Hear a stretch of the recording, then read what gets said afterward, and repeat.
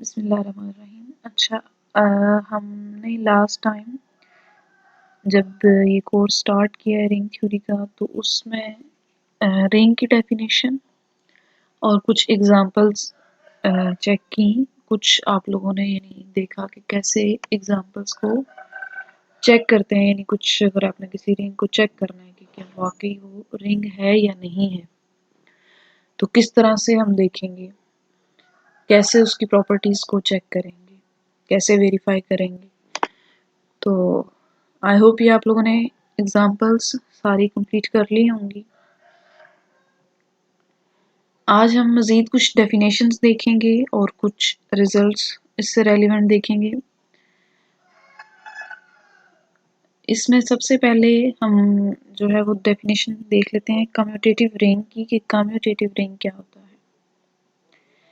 थोड़ा सा हम पिछला भी रिवाइज करते जाते हैं साथ साथ कि रिंग के बारे में हमने क्या देखा था कि दो ऑपरेशंस होते हैं जिसमें से हम उनको एडिशन और मल्टीप्लिकेशन से डिनोट करते हैं, और जो ये नॉन एम्प्टी सेट होता है आर, ये अंडर एडिशन ग्रुप होता है। ये जो फर्स्ट ऑपरेशन जिसको हम एडिशन से डिनोट कर रहे होते हैं, इस ऑपरेशन के अंडर ये ग्रुप होता है। और जो दूसरा ऑपरेशन जिसको हमने मल्टीप्लिकेशन से डिनोट किया है, इसके कॉरस्पॉन्डिंग ये सेट आर दो प्रॉपर्टी सेटिस्फाई करता है। एक हमने देखा था कि यानी सेमी रिंग होता है जिसमें से एक ये कि बाइनरी ऑपरेशन डिफाइंड हो, वेल डिफाइंड हो, और उसकी जो है एसोसिएटिव प्रॉपर्टी होल्ड करती हो।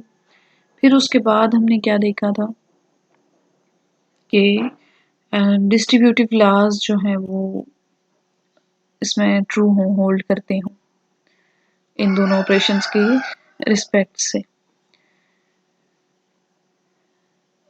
तो यहाँ तक अगर कोई सेट ये प्रॉपर्टीज अगर फुलफिल करता है तो फिर हम कहते हैं कि वो रिंग है, यानी रिंग का स्ट्रक्चर रखता है। इसके बाद अब हम देखते हैं कि अगर कोई रिंग तो हमने देख लिया कि कौन सा सेट रिंग है और हमें पता चल गया कि वो कौन सी प्रॉपर्टीज फुलफिल करेगा तो रिंग होगा। अगर ये जो सेट आर है यानी ये जो रिंग है, ये जो सेकंड वाला ऑपरेशन है, इसके कॉरस्पॉन्डिंग अगर कम्यूटेटिव हो तो फिर हम कहते हैं कि रिंग कम्यूटेटिव है। कम्यूटेटिव से क्या मुराद है यहाँ पे, अगर आप कोई से भी एलिमेंट्स कंसिडर करें, ए और बी, लेट से हम ए और बी से डिनोट कर लेते हैं फ्रॉम द रिंग आर, तो उन दोनों एलिमेंट्स के लिए अगर आप ए मल्टीप्लाइड विद बी, या ये जो भी ये डॉट प्रोडक्ट वाला ऑपरेशन है, इसको मैं ए बी पढ़ती हूँ, मल्टीप्लाई या वो प्रोडक्ट पढ़ने की बजाय, लेट से हम इसको कहते हैं ए बी, ये किसके इक्वल हो, बी ए के इक्वल हो, तो देन आर जो रिंग है हमारे पास एक कम्यूटेटिव होगा। जनरली जो कन्वेंशन है ये कम्यूटेटिव और एबिलियन की टर्म यूज करने की, वो अमूमन इस तरह से यूज होती है कि एबिलियन जो है वो एडिशन के लिए यूज होता है मोस्टली, और कम्यूटेटिव जब हम मल्टीप्लिकेशन यूज करते हैं तब कहते हैं। ये बस इस तरह से यूज होती है टर्म, अदरवाइज मीनिंग तो जाहिर है ऑलमोस्ट सेम है। तो हमने देखा कि अगर कोई रिंग ये कम्यूटेटिव प्रॉपर्टी अगर होल्ड करे जिसमें, तो उसको हम रिंग विद कम्यूटेटिव रिंग कहेंगे। और इसकी एग्जांपल्स कौन कौन सी हैं, ये सारे रिंग कम्यूटेटिव हैं जो इंटीजर्स का है या रियल नंबर्स का, रैशनल नंबर्स का, कॉम्प्लेक्स नंबर्स का। लेकिन जो सेट ऑफ मैट्रिसेस पे है वो कम्यूटेटिव नहीं है, क्योंकि हमें पता है मैट्रिसेस में जनरली दो मैट्रिसेस की जो मल्टीप्लिकेशन है ए बी, वो इक्वल नहीं होता बी ए के, इसलिए ये जो मैट्रिसेस वाला रिंग है ये कम्यूटेटिव नहीं है।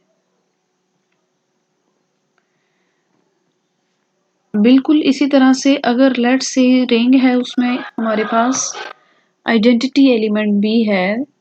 अच्छा, आइडेंटिटी देखिए, जो फर्स्ट ऑपरेशन है एडिशन, उसके रिस्पेक्ट से तो ये एबिलियन ग्रुप है, इट मीन्स उसके रिस्पेक्ट से तो आइडेंटिटी ऑलरेडी है। तो अब जब हम आइडेंटिटी की बात कर रहे हैं तो ये ऑब्वियस है कि जो सेकंड वाला बाइनरी ऑपरेशन है हम उसके रिस्पेक्ट से बात कर रहे हैं कि ये जो रिंग है इसमें जो सेकंड ऑपरेशन है इसके कॉरस्पॉन्डिंग अगर जो आइडेंटिटी एलिमेंट है वो अगर R के अंदर मौजूद है तो फिर हम कहेंगे R को रिंग विद आइडेंटिटी। इसको हम यूं भी लिख सकते हैं कि अगर हमारे पास एक ऐसा जनरली चूंकि हम आइडेंटिटी को E से रिप्रेजेंट करते हैं तो E अगर हमारे पास R में मौजूद है such that EX equals to XE equals किसके होना चाहिए X के, और ये हर एलिमेंट के लिए ट्रू हो।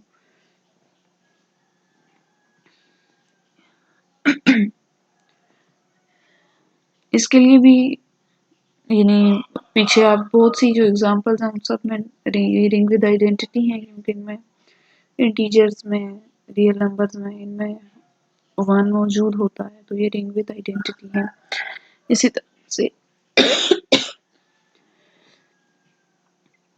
इसी तरह अगर आप रिंग कंसिडर करें ZN यानी जो मॉड्यूलो क्लासेस होती हैं residue classes modulo n,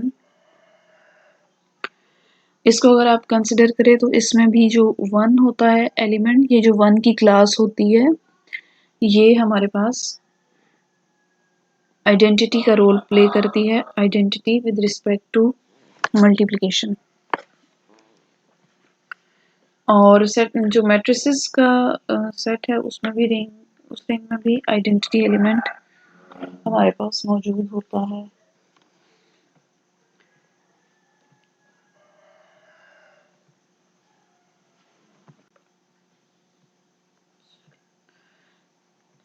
okay जी, मैट्रिसेस में जो आइडेंटिटी एलिमेंट है वो कौन सा होता है जब हमारे पास डायगोनल पे जो है वो 1 हो और बाकी सारी पोजीशंस पे 0 हो तो वो हमारे पास identity with respect to multiplication. Next हम देखते हैं कि ज़ीरो डिवाइज़र क्या होता है। ये हम रिंग के अंदर कुछ जो प्रॉपर्टीज़ हैं उसकी टर्मिनोलॉजी देख लेते हैं, उनकी डेफिनेशंस देख रहे हैं, उसमें हम ज़रा ज़ीरो डिवाइज़र को भी देख लेते हैं, इसके बाद हम रिजल्ट्स पे आएंगे। लेट्स से R जो है हमारे पास एक कम्यूटेटिव रिंग है और कोई भी A और B दोनों नॉन ज़ीरो एलिमेंट्स हैं। A भी नॉन ज़ीरो एलिमेंट है और B भी नॉन ज़ीरो एलिमेंट है, यानी ये दोनों नॉन ज़ीरो एलिमेंट्स होने चाहिए। और अगर इन दोनों एलिमेंट्स को मल्टीप्लाई करने से आंसर हमारे पास 0 आए तो फिर हम कहते हैं कि ये ज़ीरो डिवाइज़र है।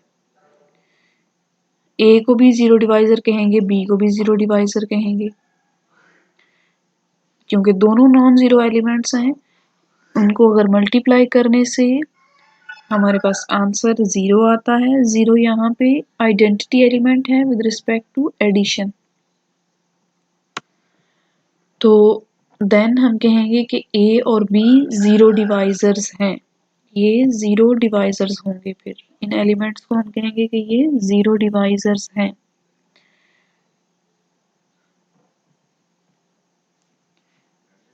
क्योंकि हमने क्या देखा कि इन दोनों एलिमेंट्स को, यानी ये दोनों नॉन ज़ीरो वाला के एलिमेंट्स हैं, तो इनको अगर आप मल्टीप्लाई कर रहे हैं तो हमारे पास आंसर 0 आ रहा है। अच्छा, तो इस केस में हम क्या कहते हैं, अगर ऐसा हो यानी ऐसा कोई एक भी ऐसा एलिमेंट, एक इकलौता तो ज़ाहिर नहीं हो सकता, एटलीस्ट 2 ही होंगे, ऐसे अगर कोई भी एलिमेंट एग्जिस्ट करे रिंग के अंदर तो हम रिंग को कहेंगे कि वो रिंग विद ज़ीरो डिवाइज़र्स है, यानी उसके अंदर ज़ीरो डिवाइज़र्स मौजूद हैं। और अगर उसमें कोई भी ज़ीरो डिवाइज़र नहीं होगा तो फिर हम ring with no zero divisor कहेंगे, यानी उसमें कोई भी ज़ीरो डिवाइज़र नहीं है।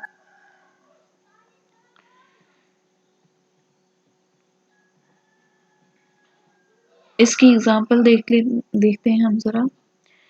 ऊपर हमने कंसिडर किया था जो एक रिंग कौन सा वाला, रेजिड्यू क्लासेस का, रेजिड्यू क्लासेस का हम देखते हैं। लेट्स से Z6 अगर आप कंसिडर करें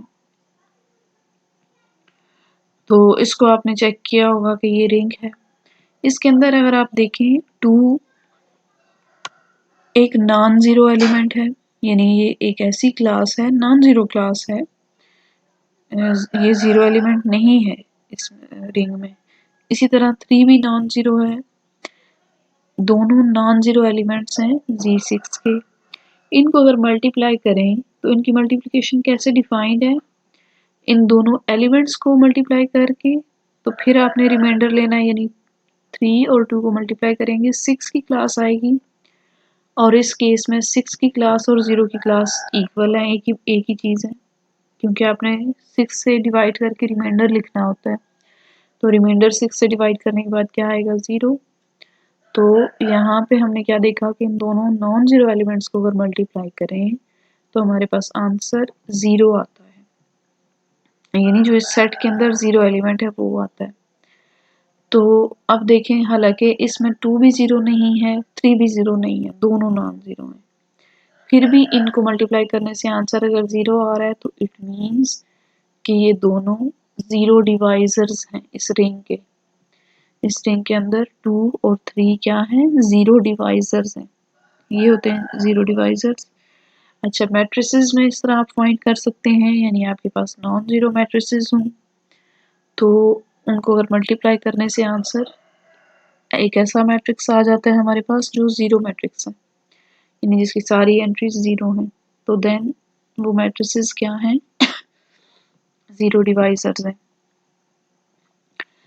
अगर किसी रिंग में कोई भी जीरो डिवाइजर ना हो, यानी कोई भी आप ऐसा एलिमेंट उसमें मौजूद ना हो जो जीरो डिवाइजर हो, या कोई भी जीरो डिवाइजर आप फाइंड ना कर सकें, तो उसको हम इंटीग्रल डोमेन कहते हैं।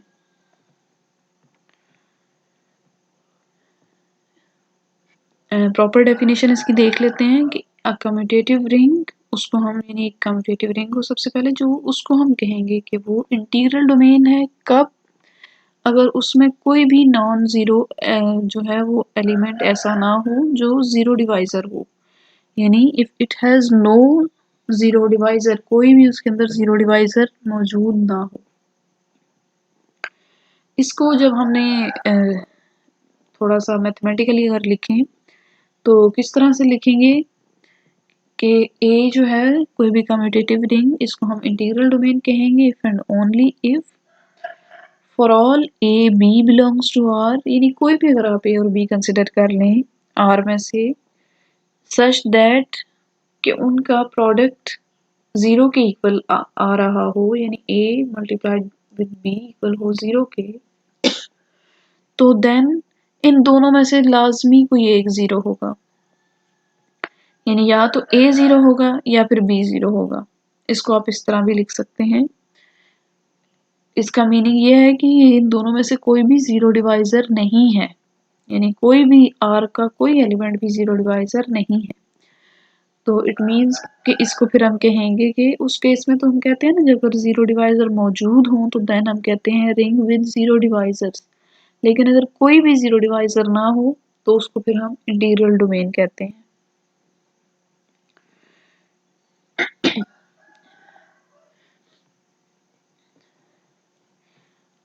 इंटीग्रल डोमेन की एग्जांपल्स काफ़ी सारी आप फाइंड कर सकते हैं, जिसमें स्पेशली ये जी, क्योंकि इसमें कोई से भी आप नॉन जीरो एलिमेंट्स को मल्टीप्लाई करके आपके पास जीरो नहीं आता। इसी तरह अगर आप चूंकि जी पी अगर लें, ये फील्ड होती है, फील्ड का हर एलिमेंट, फील्ड जो होती है वो इंटीग्रल डोमेन भी होती है। फील्ड, बल्कि फील्ड के बारे में तो आई थिंक पता नहीं पढ़ा है हमने ये, आपने या नहीं, चलें ये आपसे पूछ के तो नेक्स्ट देख लेंगे। फील्ड भी अगर नहीं भी पढ़ा तो फील्ड जस्ट ये है कि रिंग जो है, अगर जो हमारे पास रिंग है, शायद आगे इसकी डेफिनेशन आए भी फील्ड की, तो रिंग अगर आपके पास सेकंड ऑपरेशन के कॉरेस्पॉन्डिंग भी अबेलियन ग्रुप हो, अगर यानी कम्यूटेटिव ग्रुप हो, तो देन हम उसे कहते हैं कि वो फील्ड है। तो ये किसी भी प्राइम नंबर p के लिए ये ZP फील्ड होता है, इसलिए ज़ाहिर है ये इंटीग्रल डोमेन भी है। बहरहाल आप ZP को चेक कर सकते हैं कि ये इंटीग्रल डोमेन है। इट मीन्स कि कोई भी इसमें ऐसे एलिमेंट्स नहीं हैं जो ज़ीरो डिवाइजर्स हों। अच्छा, अगर हो सकता है कुछ स्टूडेंट्स कंफ्यूज हो जाएं, जो हमने पीछे एग्जांपल की थी ZN की, उसमें अगर आप देखें तो हमने n जर्नली कंसिडर किया था, जहाँ जैसे उस केस में हमने 6 लिया था। ये 6 प्राइम नंबर नहीं है, तो इस केस में हमारे पास इन दोनों को अगर मल्टीप्लाई करें तो 0 के इक्वल आ जाते हैं, लेकिन यहाँ पे p प्राइम है।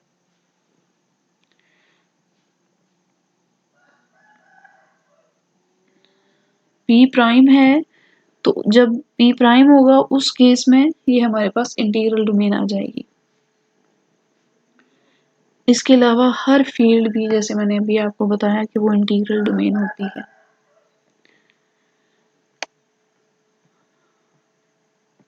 फील्ड में हमारे पास, क्योंकि हर एलिमेंट का इनवर्स एग्जिस्ट करता है फील्ड में, मल्टीप्लिकेटिव इनवर्स, तो हम दोनों साइड्स पे मल्टीप्लाई कर सकते हैं उसके मल्टीप्लिकेटिव इनवर्स के साथ, इसलिए ये हमारे पास इंटीग्रल डोमेन होती है। ये भी करके मैं आपको बताती हूँ कि किस तरह होता है। पहले थोड़ा सा हम आगे देख लें, शायद यहाँ पे कुछ डेफिनेशंस मजीद हाँ फील्ड वगैरह से रिलेटेड आ रही हैं, आगे ये हो जाए फिर देखते हैं।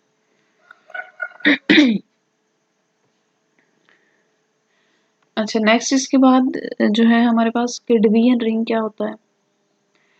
किसी भी रिंग को हम कहेंगे कि डिवीजन रिंग है अगर उसमें जितने भी नॉन ज़ीरो एलिमेंट्स हैं, यानी ज़ीरो के अलावा बाकी सारे एलिमेंट्स जो हैं उनको अगर आप लें तो वो उनका आपके पास क्या हो, इनवर्स मल्टीप्लिकेटिव इनवर्स एग्जिस्ट करता हो, आइडेंटिटी एलिमेंट हो, यानी आपके पास क्या हो कि वो ग्रुप हो अंडर मल्टीप्लिकेशन। मीन्स उसमें हमारे पास क्या होना चाहिए, जितने भी नॉन जीरो एलिमेंट्स हैं उनका मल्टीप्लिकेटिव इनवर्स एग्जिस्ट करता हो, बेसिकली ये है। उसको फिर हम कहते हैं कि ये डिवीजन रिंग है। कुछ एग्जांपल्स हैं, ये आप देख लीजिएगा डिवीजन रिंग की, सिंपल सी ये चीजें हैं। ये फिर से फील्ड के बारे में भी लिखा है, थोड़ा पहले हम फील्ड को पढ़ते हैं फिर हम इन चीजों पे आएंगे। फील्ड क्या होता है, कम्यूटेटिव रिंग को भी आप, जो कम्यूटेटिव डिवीजन रिंग हो उसको फील्ड कहते हैं। और सिंपली हम अगर इसको डिफाइन करें, लेट्स से एफ से डिनोट करते हैं यूजली कोई भी सेट एफ, अगर हमारे पास क्या है इन दोनों ऑपरेशंस के कॉरेस्पॉन्डिंग, उसको फील्ड हम कहेंगे कब।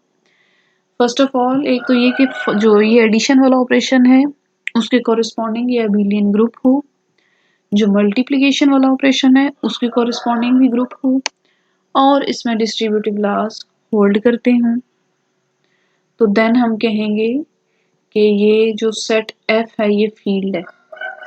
यानी फील्ड में क्या होता है, दोनों ऑपरेशन के कॉरेस्पॉन्डिंग उसका एबेलियन ग्रुप होना जरूरी है और डिस्ट्रीब्यूटिव लॉज भी होल्ड करें, तो देन हम कहेंगे एफ को कि वो फील्ड है। कौन सी प्रॉपर्टीज इसमें एक्स्ट्रा आई, यहाँ पे अगर आप देखें, एक तो इसमें आइडेंटिटी एलिमेंट आ गया अंडर मल्टीप्लिकेशन, इनवर्सेस आ गए अंडर मल्टीप्लिकेशन, और कम्यूटेटिव प्रॉपर्टी आ गई। ये तीनों प्रॉपर्टीज अगर रिंग का स्ट्रक्चर अगर ये तीन एक्स्ट्रा प्रॉपर्टीज फुलफिल करे तो उसको हम फील्ड कहेंगे। अच्छा, अब जरा देख लेते हैं, पीछे मैंने कुछ डिस्कस किया था। हाँ, every field is an integral domain, ये चीज मैंने कही थी।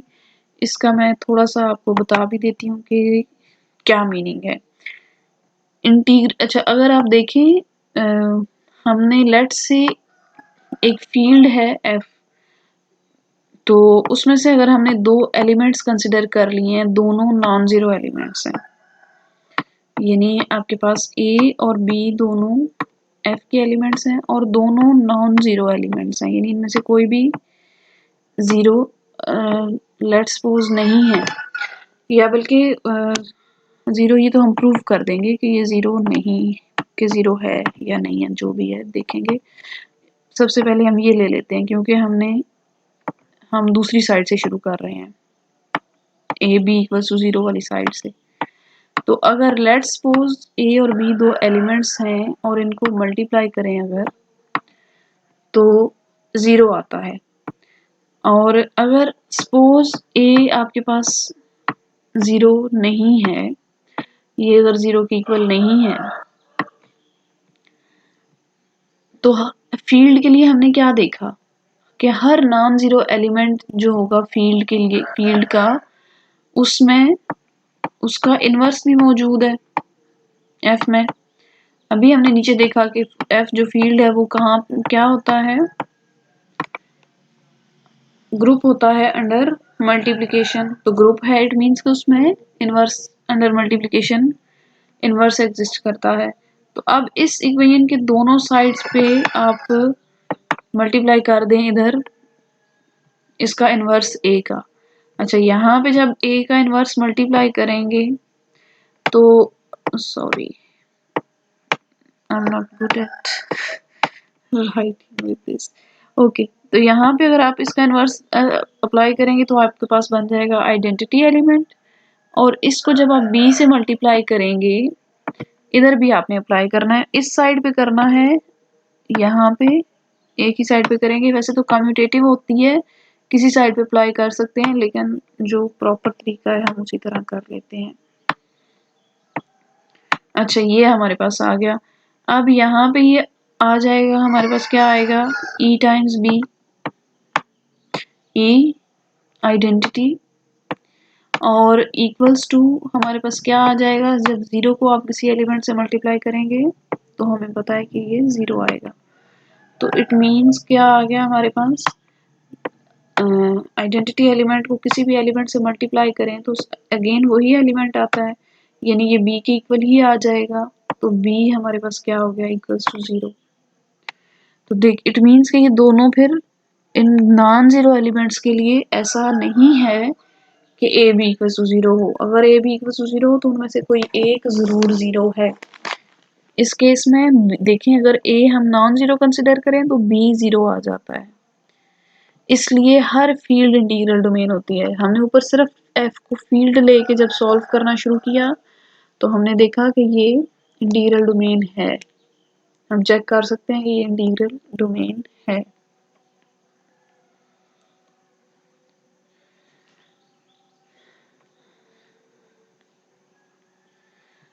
अच्छा, इसके बाद आप फील्ड की कुछ एग्जांपल्स, या आप इनको चेक भी कर सकते हैं कैलकुलेट करके, यानी कंप्यूटर आप इसकी जो कंडीशंस हैं सारी वो चेक करें, टेस्ट करें, तो आप देखेंगे कि ये फील्ड्स हैं, सारी प्रॉपर्टीज आप फुलफिल करें।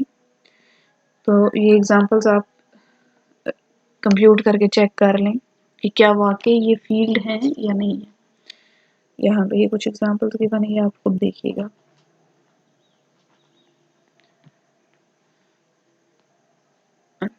अब हम आ जाते हैं ज़रा रिजल्ट्स पे। एक रिजल्ट देखते हैं आज। सबसे पहले जो है, हम जो रिजल्ट यहाँ पे देख रहे हैं क्या है कि कोई भी अगर आप कम्यूटेटिव रिंग आर लें तो वो इंटीग्रल डोमेन कब होगी, इफ एंड ओनली इफ अगर उसमें कैंसलेशन लॉज होल्ड करें। इफ एंड ओनली इफ का क्या मीनिंग होता है, दोनों साइड से ट्रू है, यानी अगर इंटीग्रल डोमेन होगी तो उसमें कैंसलेशन लॉज होल्ड करेंगे, और अगर किसी रिंग में, कम्यूटेटिव रिंग में कैंसलेशन लॉज होल्ड करते हैं तो वो इंटीग्रल डोमेन होगी। अच्छा, हम दोनों साइड से इसकी प्रूफ करेंगे। सबसे पहले हम सपोज करेंगे कि जो कम्यूटेटिव रिंग है ये इंटीग्रल डोमेन है, और फिर हम इसमें चेक करेंगे कि क्या इसमें कैंसलेशन लॉज होल्ड करते हैं। उसके बाद हम जो है वो दूसरी साइड, यानी सपोज करेंगे कि कैंसलेशन लॉज होल्ड करते हैं, तो हम देखेंगे कि क्या ये इंटीग्रल डोमेन है।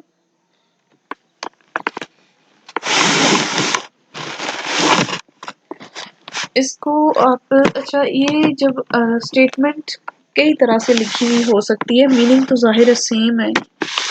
तो आपने अंडरस्टैंड करना है कि इसके क्या मीनिंग है स्टेटमेंट के। इसी स्टेटमेंट को आप रिफ्रेश कर सकते हैं इस तरह से कि ring R has no zero divisor if and only cancellation laws hold. और रिंग कब ऐसा होता है जब उसमें कोई भी जीरो डिवाइजर ना हो? तब होता है जब वो इंटीग्रल डोमेन हो। इसलिए आप इसको इस तरह से भी रिफ्रेश भी कर सकते हैं। तो स्टेटमेंट हो सकता है थोड़ी सी यानी आड़ी तिरछी भी लिखी हो, तो उसको आपने अंडरस्टैंड करना है कि इसका क्या मीनिंग है। प्रूफ इसका देख लेते हैं। सबसे पहले हम सपोज कर लेते हैं कि फर्स्ट जो इम्प्लीकेशन है कि कम्यूटेटिव रिंग R, इसको हम कंसिडर करते हैं कि ये इंटीग्रल डोमेन है, यानी लेट्स से R जो है वो एक इंटीग्रल डोमेन है।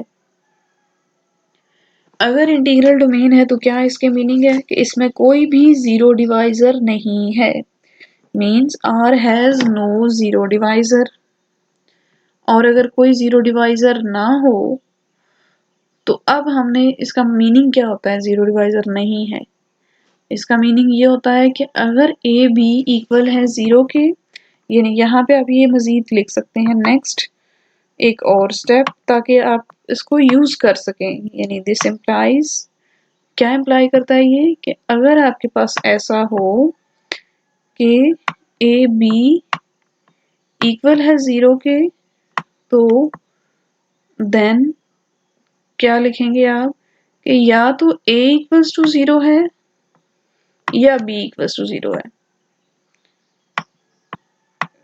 ये ऊपर हमने लिखा भी था, इसको मजीद क्लियर करने के लिए यहाँ पे लिख रही हूँ। मीन्स या तो a इक्वल्स टू होगा जीरो के या फिर b इक्वल हो जाएगा जीरो के, क्योंकि इंटीग्रल डोमेन है। तो अदरवाइज ये अगर इनमें से कोई एक जीरो नहीं होगा तो ये जीरो नहीं हो सकता। ये जीरो उसी वक्त होगा ये प्रोडक्ट अगर इनमें से कोई एक जीरो हो। अब हमने देखना है कि क्या इसमें कैंसिलेशन लॉज होल्ड करते हैं या नहीं करते। तो कैंसिलेशन के लिए हम देख लेते हैं। लेट्स सपोज के हम सपोज करते हैं कि ए बी इक्वल है ए सी के। ए बी और सी हमने कोई से आर रिंग में से एलिमेंट्स ले लिए such that a non zero है और ए बी इक्वल है ए सी के। अगर इस तरह है तो हम क्या कर सकते हैं, दोनों साइड्स पे माइनस ए सी ऐड कर सकते हैं। क्यों ऐड कर सकते हैं? क्योंकि आर रिंग है और रिंग हमारे पास जो है अंडर एडिशन ग्रुप होता है। इट मीन्स कि उसके अंदर माइनस ए सी एलिमेंट, यानी ये माइनस ए सी क्या है, ए सी का इनवर्स है, एडिटिव इनवर्स। तो एडिटिव इनवर्स को हमने दोनों साइड पे ऐड किया है। तो इधर ऐड किया हमारे पास क्या बना, ए बी माइनस ए सी, और इधर ऐड करेंगे तो दोनों कैंसिल होके इधर जीरो आ जाएगा। सिंप्लीफाई आप कर लीजिएगा। आई होप आपने अंडरस्टैंड कर लिया होगा इसको। अब आप यहाँ पे क्या इसको लिख सकते हैं डिस्ट्रीब्यूटिव लॉ यूज करते हुए, a into b minus c equals to zero. अब b माइनस सी एक एलिमेंट है रिंग का और a भी एलिमेंट है रिंग का। दोनों एलिमेंट्स का प्रोडक्ट किसके इक्वल है, जीरो के। तो अब ये हम यूज करेंगे नॉन जीरो डिवाइजर वाली डेफिनेशन कि प्रोडक्ट कब जीरो होता है, या तो उनमें से a इक्वल हो जीरो के या b इक्वल हो जीरो के। लेकिन ऊपर हमने क्या सपोज किया था कि a तो जीरो नहीं है, नॉन जीरो है। तो अगर a जीरो नहीं है तो इट मींस जो सेकंड वाला एलिमेंट उसके साथ मल्टीप्लाई हो रहा है वो जीरो होगा, that is b minus c equal होगा जीरो के। तो this implies b equals to c। तो यही तो हमने प्रूव करना था कि क्या कैंसिलेशन लॉज होल्ड करते हैं, तो हमने देखा करता है। A b equals to a c, this implies b equals to c। अब देखिए यहाँ पे इस केस में हमने a का इनवर्स जो है उससे मल्टीप्लाई नहीं किया, वो चीज नहीं यूज की। हमें नहीं पता अभी इस स्टेज पे कि a का इनवर्स एग्जिस्ट करता है या नहीं करता। हमने सिर्फ इंटीग्रल डोमेन को यूज करते हुए प्रूव किया कि ये कैंसलेशन लॉ होल्ड करता है और b इक्वल्स टू c आ जाता है। अब हम क्या करेंगे,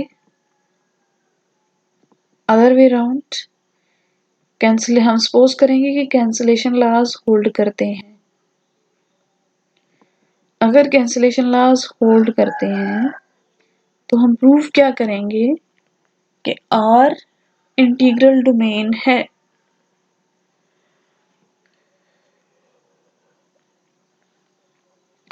अब R को इंटीग्रल डोमेन प्रूफ करने के लिए हमने क्या चेक करना है कि इसमें कोई भी जीरो डिवाइजर नहीं है।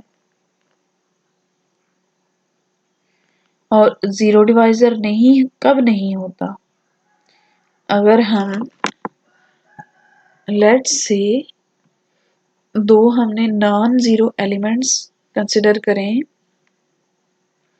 अगर दो हम एलिमेंट्स इस तरह से कंसिडर कर लें नॉन जीरो, एक A और एक B, यानी हमने ले लिए A एक ऐसा एलिमेंट है जो नॉन जीरो है, B भी नॉन जीरो है, लेकिन उनको मल्टीप्लाई करने से हमारे पास अगर जीरो आता है, लेट्स सपोज, क्योंकि हम बाय कॉन्ट्राडिक्शन कर रहे हैं ना, हम ये सपोज कर रहे हैं कि लेट अस सपोज कि हो सकता है ये R जो है उसके अंदर कोई जीरो डिवाइजर्स हों, तो हम कहते हैं सपोज ये दोनों एलिमेंट्स जो हैं वो जीरो डिवाइजर्स हैं।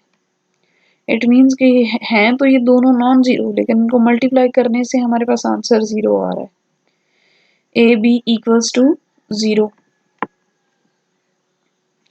अब आप इस जीरो को क्या लिख सकते हैं, ए मल्टीप्लाइड विद जीरो, यानी a b equals to a dot zero. तो अब कैंसिलेशन लॉज हम यूज कर सकते हैं, क्योंकि हमने सपोज किया था कि कैंसिलेशन लॉज होल्ड करते हैं। कैंसिलेशन लॉ से यूज करते हुए उसको तो हम क्या कह सकते हैं यहाँ पे कि b इक्वल्स टू जीरो है, लेकिन ऊपर हमने क्या सपोज किया था कि b तो जीरो के इक्वल नहीं है। तो ये हमारे पास क्या आ गई, कॉन्ट्रडिक्शन आ गई। किस चीज की कॉन्ट्रडिक्शन, जो हमने सपोज किया था कि इसमें जीरो डिवाइजर्स हैं, तो इसमें जीरो डिवाइजर्स नहीं है। और अगर जीरो डिवाइजर्स नहीं है तो इट मीन्स कि R इंटीग्रल डोमेन है। So R is an integral domain। यही हमने प्रूव करना था। हमारे पास ये रिजल्ट प्रूव हो गया फिर कि R कब इंटीग्रल डोमेन होगा, अगर इसमें cancellation laws, if and only cancellation laws hold करें। यानी अगर जब भी आपसे कहूँ कि R इंटीग्रल डोमेन है तो ऑटोमेटिकली इट मीन्स कि उसमें कैंसलेशन लॉज होल्ड करते हैं, हम कैंसलेशन लॉज यूज कर सकते हैं। समटाइम इस तरह के क्वेश्चन भी आ सकते हैं पेपर में कि गिवन आपको सिर्फ ये हो कि ये इंटीग्रल डोमेन है, लेकिन जो क्वेश्चन हो वो आपने अटेम्प्ट करना हो उसमें यूज हो रहा हो कैंसलेशन लॉ, तो तब वहां पे आपने यूज करना है। इसी तरह अगर मैं कहूँ कि आर रिंग है लेकिन इसमें साथ ये भी इसकी प्रॉपर्टी है कि इसमें कैंसलेशन लॉज होल्ड करते हैं, तो ऑटोमेटिकली इट मीन्स कि ये इंटीग्रल डोमेन भी है। तो ये हमने जहन में रखना है, याद रखनी है ये चीज। आज के लिए आई थिंक काफ़ी है। टाइम कितना हो गया, 34। चलें नेक्स्ट जो रिजल्ट है ये हम फिलहाल इसकी स्टेटमेंट की हद तक कर लेते हैं, प्रूफ इसका हम नेक्स्ट लेक्चर में करेंगे, ताकि आप थोड़ा सा इसको देख लें इन चीज़ों को।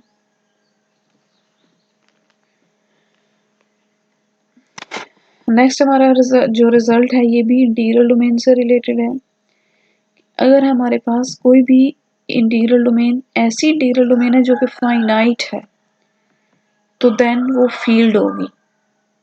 जब भी कोई इंटीग्रल डोमेन आपको पता चले कि ये तो फाइनाइट इंटीग्रल डोमेन है, इट मीन्स कि वो फील्ड है। सो हम क्या प्रूव करेंगे कि every finite integral domain is a field.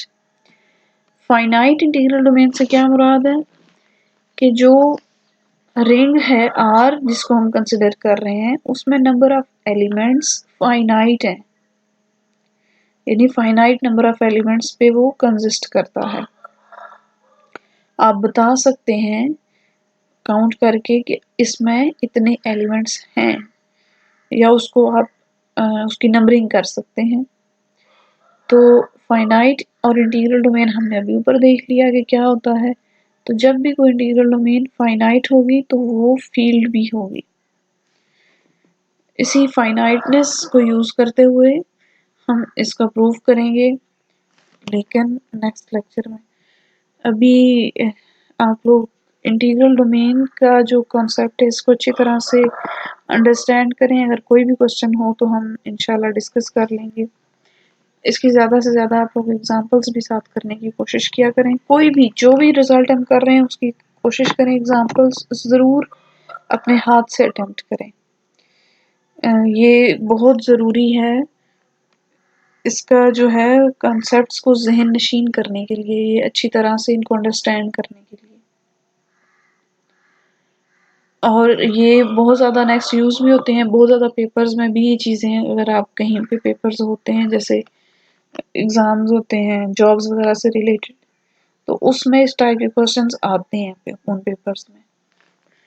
तो अगर आपने अपने हाथ से एग्जांपल्स कंप्यूट की हुई होंगी तो फिर आपके लिए मुश्किल नहीं होगा। चलें जी, ठीक है, अल्लाह हाफ़िज़।